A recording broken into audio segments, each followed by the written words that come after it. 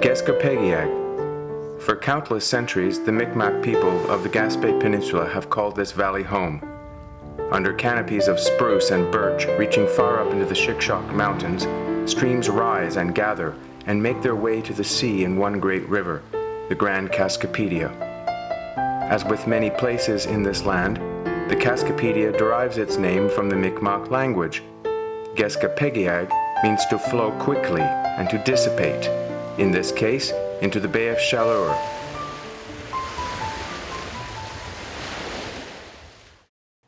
Mastery of river travel was central to the Mi'kmaq way of life. From them, early French and English colonists learned the use of birch bark canoes and other technologies. Distinct communities grew up on either side of the Grand Cascapedia in the first decades of the 19th century. On the west bank, the French-speaking Catholic parish of St. Jules. To the east, Cascapedia Village, home to a population of mainly English-speaking Protestants. So wide was the river's mouth that the only means of communication was by ferry. Yeah, almost directly across, you see that opening there where the road goes up? That's the old ferry road. And it went up to the old ferry inn.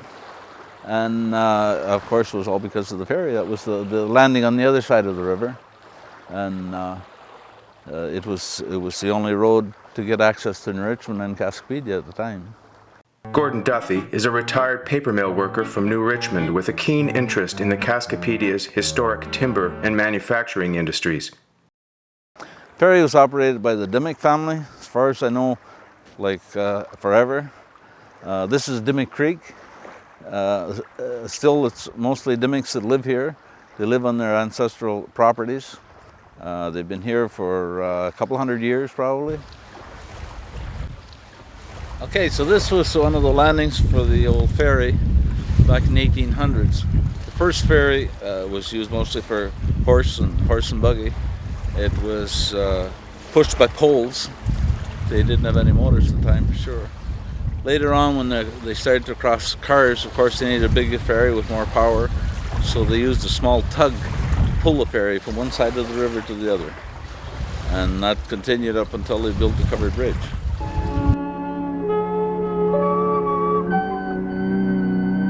While other Shallow Bay communities got their living from fishing cod, it was timber that brought jobs and trade to the Cascapedia area.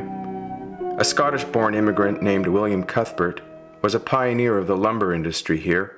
He built his first sawmill in 1833. Others followed. Fading traces of this early lumbering heritage can still be glimpsed. Okay, we're standing among the ruins of the Montgomery Mill.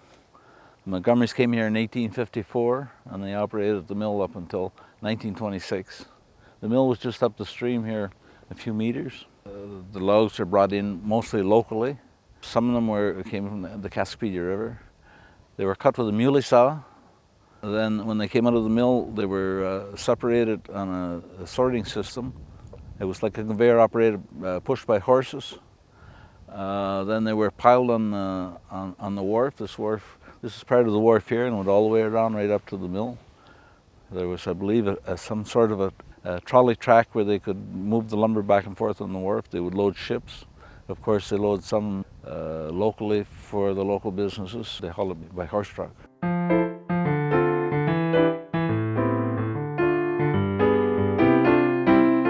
Trees were not the only resource to catch the attention of prospecting Europeans. William Logan, director of the first Geological Survey of Canada, traveled through the Cascapedia Valley in 1844 and marveled at the fish he saw teeming in the river. He had Mi'kmaq guides taking him through the Chickasha Mountains and down along the river, and it was from his reports in the Geological Survey of Canada that he first mentioned the impressive size of the salmon on the Grand Cascapedia River that sparked European fishermen interest in coming here. Rachel Dell is director of the Cascapedia River Museum. Salmon are very unique types of fish. They stay in the same river that they were spawned in.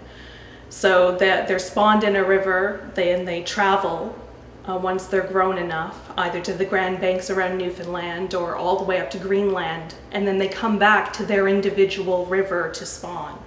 So they always come home, so the genetics in each river is unique and different. And the Grand Cascapedia River has a history of large salmon, much more so than most other rivers on the coast, which will have the smaller grills with about 20 pounds, whereas Grand Cascapedia salmon can be up to 55.5 pounds is the official record fish on the Grand Cascapedia. And there's an unofficial record that's since topped it that was over 60 pounds. In 1878, Queen Victoria granted exclusive fishing rights on the Grand Cascapedia to the Marquis of Lorne, a British aristocrat serving as Canada's Governor-General. His wife, the Queen's daughter, Princess Louise, traveled with him to Cascapedia the following summer, documenting their stay in a series of memorable sketches. And afterwards, for a number of years, it was considered the Governor-General's domain. Each successive Governor-General of Canada could come here to fish. Then earlier, in early 1900s, when one of the Governor-Generals decided they weren't interested in the fishing rights, the rights went up for auction. And a wealthy group of Americans came together and formed the Cascapedia Club. And they bought the fishing rights for the river, or the lease for the river. These were enterprising times for Chaleur Bay. The coming of the railway in the 1890s also led to new commercial ventures. This landmark, the Cascapedia Hotel, was built by the prominent businessman Peter Nadeau. In the early 1900s, the hotel did a thriving trade providing rooms and meals to business travelers, lumbermen, and sports fishers. He also had a store, a general store. He had a sash and door factory, which did very well after the Campbellton fire. Peggy Willett is a local historian and researcher. Mr. Nadeau was from someplace up the St. Lawrence, and he first went to New Brunswick.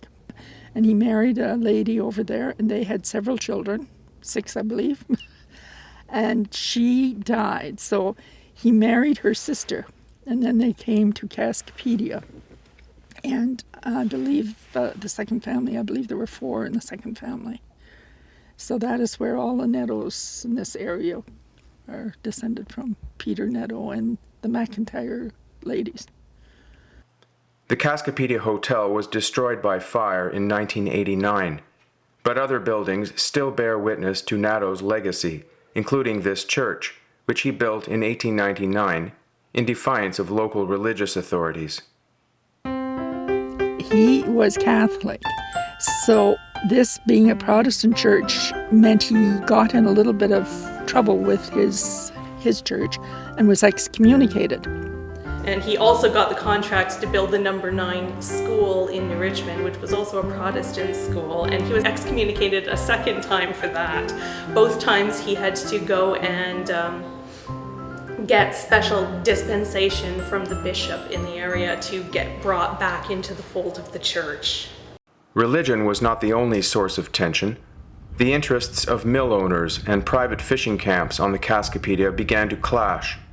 At issue were the dangers posed to the salmon by logging practices, including the annual log drive. Gordon Duthie. Before 1945, the only way you could get your logs to the mills was by the river. At the mouth of the river here, they had a booming system. The booms were made of about 20-inch square timbers, 20 or 25 feet long, and all attached together, and they floated in the water, making like a boom. The logs would come down and they stop within that boom. And then there'd be a boat that would take them to the sawmills or the paper mills or wherever. And this area here at times would be 3 million feet of pulp in the 40s and 50s at the boom times. It would be filled all except 25 feet on the other side. It was reserved for the salmon, a passage for the salmon, because the salmon fishermen were afraid that the salmon wouldn't swim under the logs, so they left the space open. As the industry grew, however, so did its impact on water quality and fish habitat. But by the early 1920s, the sawmills were getting larger. They were starting to provide for the paper mill. And what happened, their boom system was too far upriver, and their wood would back up into the salmon pools. The American fishermen were afraid that it would damage the salmon pools, and of course, in general, hurt the river. So they came to an agreement to be able to move the booms down. They would have to build a bridge. And part of it was paid by the Quebec government, part of it by Bathurst Company, and part by the Riparian Association, who spoke for the American fishermen. And they built the bridge at a cost of $30,000, and the new boom system was $100,000. This was in 1926. But it solved a lot of problems for the lumbermen, the fishermen, and of course the local people had a bridge to cross. Unfortunately, in 1953, it was burnt by arsonists. The salmon is such a noble fish. Julie Schlee works with the Cascapedia River Society, which manages conservation of the river's Atlantic salmon population. It's not just our community or the people around here, but I mean, it's a fantastic life cycle that they have. They leave here.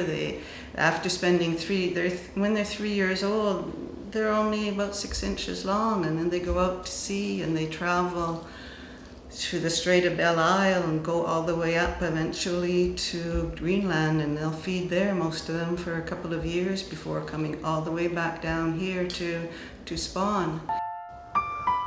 Well, we're on the road that came up from the company store, the sawmill.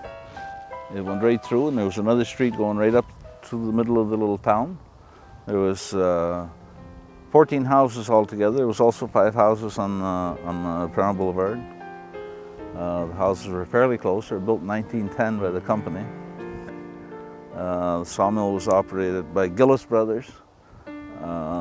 Cascapedia Manufacturing and Trading was part of the Bathurst Company at that time. Gordon Duthie is paying a visit to the site of his childhood home, a group of company houses built in New Richmond for employees of the Bathurst sawmill, where his father worked as a lumber grader. Our house was just ahead of me there a few meters. It was the first house in the village. Yeah, I was here when they built the mill. I watched the mill being built. Almost every day, a few of my friends would go over and kind of hang out and watch. It was a big deal, a very big deal for a town the size of New Richmond. A paper mill half a mile long, big cranes, and we would watch that all day. When the project is complete, the mill, along with the housing development and the woodlands mechanization program, will represent a $42 million investment. 40 years later, I spent every day back there again watching them tear it down. And plus, I worked there for 40 years, so yeah, I've had a good experience with the company. And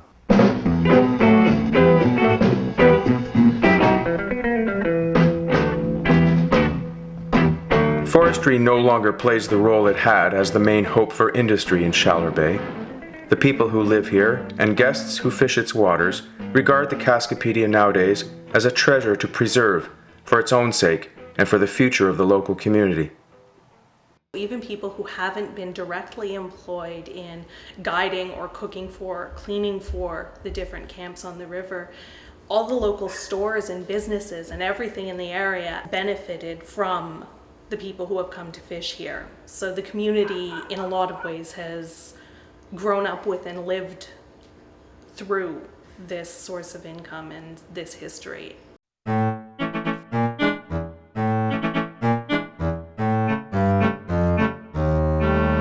Ricky LeGuff helps to manage a team of local staff employed by Lorne Cottage, a privately owned fishing camp that is also a living link to this history.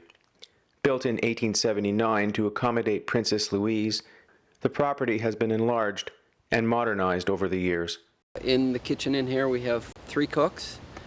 We have 2 ladies that keep the rooms clean. We have 10 guides, 2 that cook for the guides. We have 2 managers, 3 that work on the grounds, a total of 24 or 25, depending if we need any part-time help or not. Our main task is trying to keep everybody happy, and it's not so bad.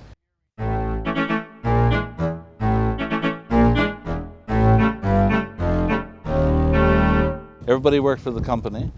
Everybody got along. It was like living with a bunch of relatives, your aunts and uncles. Everybody, you were so close to everybody in the village. It was hard to believe, and all your friends sort of had your back. If you went someplace, there was always 3 or 4 people with you. Saturday night, all the kids would leave and go to the same party wherever it was. It was just like one big family.